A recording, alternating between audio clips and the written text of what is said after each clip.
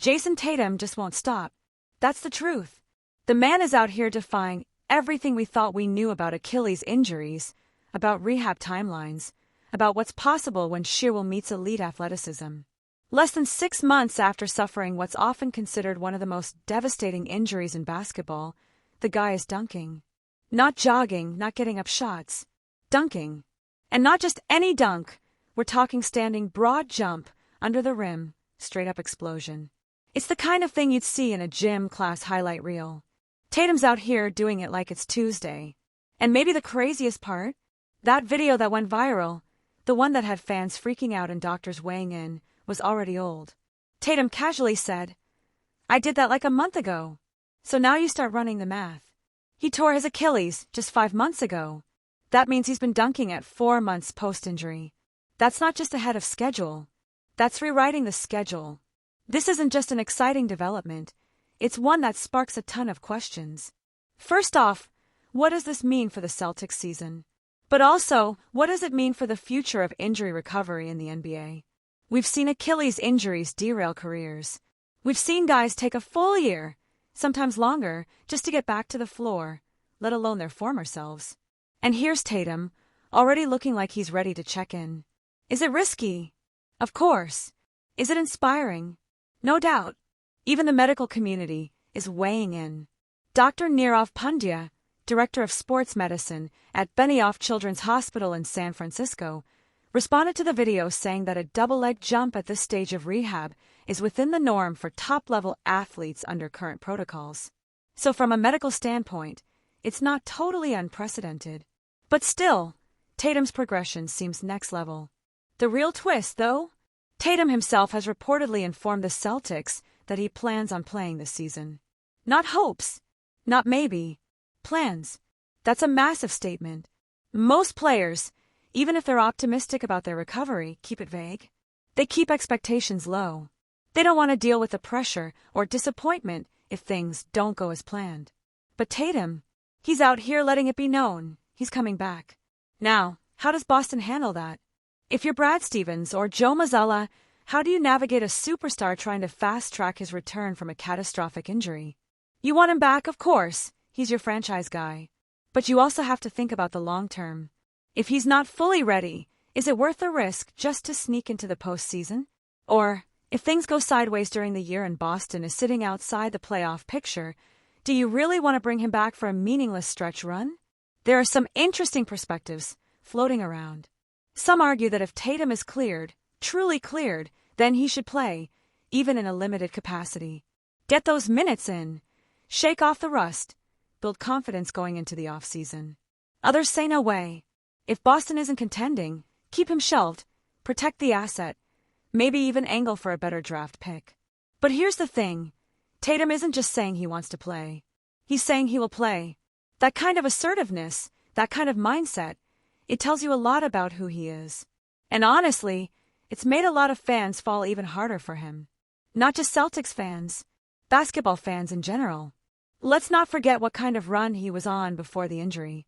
That playoff series, even though the team was on the ropes, he was out there battling. He wasn't shrinking under the pressure. He was carrying them, doing everything he could to keep Boston alive. And then boom, Achilles gone. Just like that. It was devastating. Not just for the Celtics, but for the league.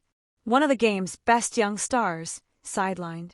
And yet here we are, not even half a year later. And not only is he doing workouts, he's doing them with confidence, with explosiveness, and with a sense of purpose. The idea that he could be back before the All-Star break? That would have sounded insane a few months ago. Now it's possible. Let's talk about timing, though. Even if he does come back this season, it's not going to be 35 minutes a night. It's going to be carefully monitored. We're talking 15, 20 minutes at first.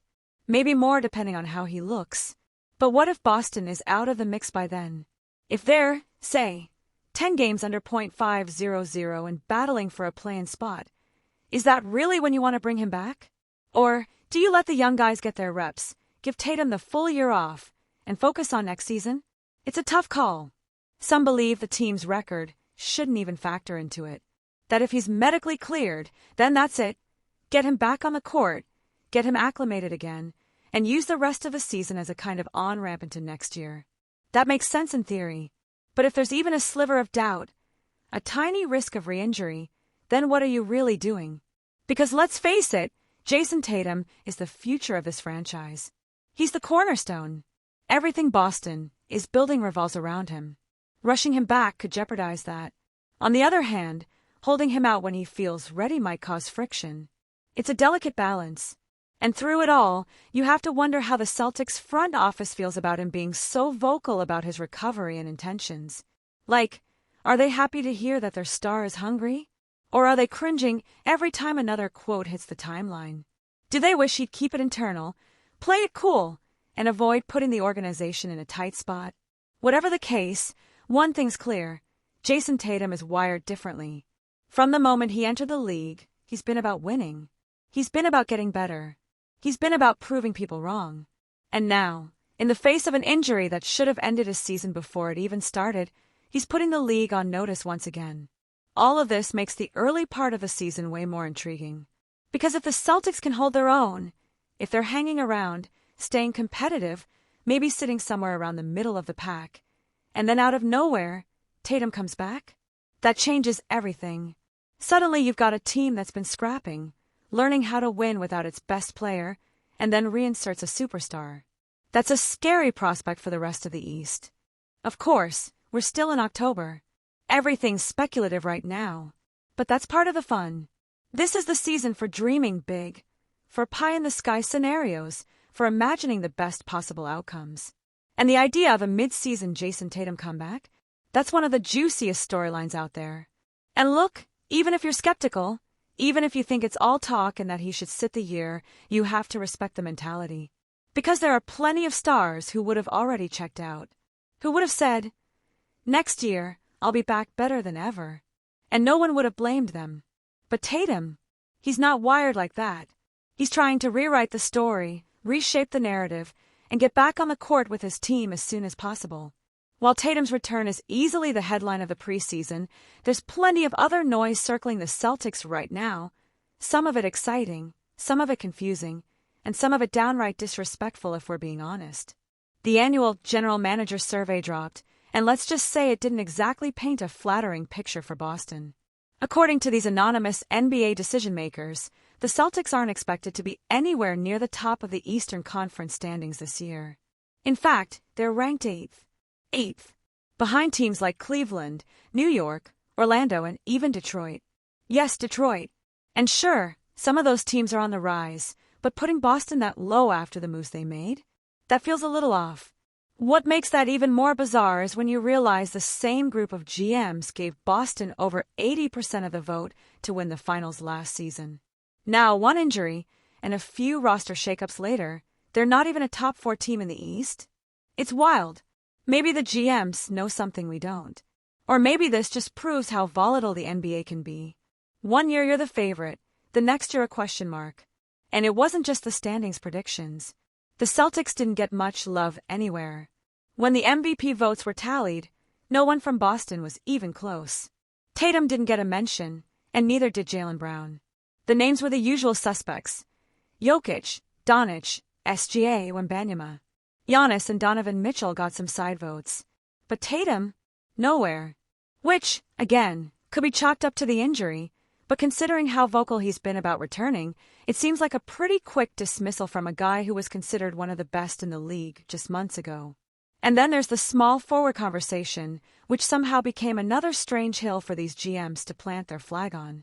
They listed Luka Doncic as the best small forward in the league. Not Tatum, not Durant, not even LeBron. Luka, a point guard, a ball-dominant, half-court orchestrating, pick-and-roll engine who plays like a souped-up James Harden, is now suddenly a small forward because he's tall? Make it make sense. The NBA is positionless, we get it. But you can't just throw guys into random positional buckets to fit some narrative. If Luka is a small forward, then what are we even doing anymore? Anyway, if you take Luka out of the picture, as any reasonable person would, then yeah, Tatum is right there at the top. He did get votes, and so did Jaylen Brown, which shows there's still some respect floating around. But the overall vibe from this survey? Boston's being slept on. Big time. Whether it's from uncertainty around Tatum's health, doubts about the rest of the roster, or just a general shift in how teams are evaluating talent and potential, the Celtics are no longer the darlings of the league. And maybe that's a good thing.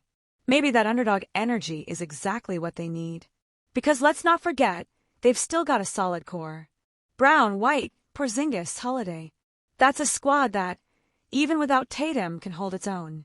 Add in the continued development of young pieces like Jordan Walsh, Neemias Queta, and the ever-active Josh Minott, and there's plenty to be optimistic about. The preseason games have already shown flashes of that depth. It's raw, sure, and not everything is clicking yet, but there's enough potential in that group to build some early momentum. But speaking of those preseason matchups, let's talk about what we've seen so far. Baylor Shyman, who came into the year with a lot of intrigue and not a small amount of hype, struggled in his first outing. Shot just 23% from the field, couldn't find rhythm, couldn't hit shots. And for a player whose role is pretty much knock down open looks, that's a tough debut. It's only one game, and no one should be judged entirely off that, but the Celtics are going to need someone from that second unit to step up and offer consistent shooting. If it's not Shyman, someone else has to fill that void. Because here's the reality, the rotation isn't set in stone. Not even close. Missoula and the coaching staff have decisions to make. You've got Minott, who plays with ridiculous energy and effort. Walsh, who's showing defensive instincts well beyond his age.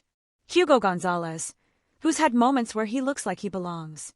And of course, Xavier Tillman, who's still trying to find his footing but offers some size and physicality. Not everyone is going to crack the regular season rotation. Some of these guys will be G League bound, others might ride the bench. But every minute they play now matters. Every touch, every screen, every defensive possession, it's all part of the evaluation process. And then there's Luka Garza. Yeah, he looked good. Solid screens, soft touch, double-double in limited minutes. Offensively, there's no doubt he can be productive. But the question with Garza has never been the offensive side of the ball. It's always about the defense. Can he stay in front of quicker bigs? Can he rotate effectively? Can he avoid getting played off the floor when opponents go small? Those are the questions that'll determine whether he gets meaningful minutes during the regular season. It's funny, too, because during the broadcast, Skal O'Brien said something like Garza is a mix between Horford and Kornet. Which, sure, maybe in theory. But let's be real. Horford is a high IQ vet who can stretch the floor and anchor a defense, and Kornet is 7'2", with go-go gadget arms who's mastered the art of vertical contests. Garza brings his own unique skill set, but that comparison felt more like a compliment to his screen setting than an actual player comp. Either way, if he can hold his own defensively, there's a path for him. Back to Tatum for a second, the conversation around his return is going to be a constant subplot all season long. Every update, every practice video, every quote is going to be dissected and debated. Some fans will beg for patience. Others will want to see him suit up the moment he's medically cleared. But the truth is, no one really knows what's best except Tatum, his doctors, and the Celtics training staff. If they say he's ready, then he's ready. If there's any hesitation, Boston has to play the long game. They can't afford to gamble with the future of their franchise cornerstone. But before we continue, please remember to subscribe to the channel and give the video a like. Your support helps us keep bringing you the latest news about the Boston Celtics. Feel free to share your thoughts on the news in the comments as well. Whispers are swirling in the NBA world, and all eyes are on Boston. The Celtics, known for their calculated moves and methodical roster building, might be shaking things up in a way that has fans and analysts alike holding their breath. According to sources close to the organization, Boston could be considering a bold trade that would see them parting ways with one of their starting guards in exchange for a dominant big man. The rumor, still unconfirmed, has sent shockwaves through the league.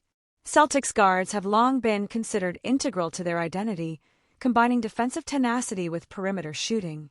Yet, in a league increasingly dominated by size and interior presence, the allure of a true center or power forward, someone capable of controlling the paint, altering shots, and anchoring a defense, might be too tempting for Boston to ignore.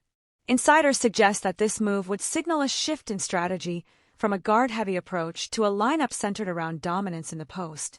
Speculation is already rife about who the Celtics might be targeting and which guard could be on the trading block. The conversation in locker rooms, sports bars, and online forums is electric. Could Boston be eyeing a franchise-changing big man who could compete with the elite centers in the Eastern Conference? Or is this just another round of off-season noise designed to rattle opponents and test the market? Sources suggest the front office is quietly gauging interest and evaluating the potential impact on both the court and the locker room dynamics. Fans are divided. Some argue that giving up a key guard could disrupt the team's rhythm and offensive flow, especially with the speed and spacing guards provide in today's NBA. Others are excited by the prospect of a Celtics roster finally boasting a true centerpiece, someone who could dominate both ends of the floor and elevate Boston into title contention. Whatever happens, one thing is clear: the Celtics are considering a move that could redefine their team identity. For now, all that remains are whispers, speculation, and the growing tension of what could be the most talked about trade of the season. That's it for this update. If you enjoyed the video and want to keep receiving exclusive news about the Boston Celtics, please subscribe to our channel and give the video a like. We always appreciate your comments and opinions. See you in the next video.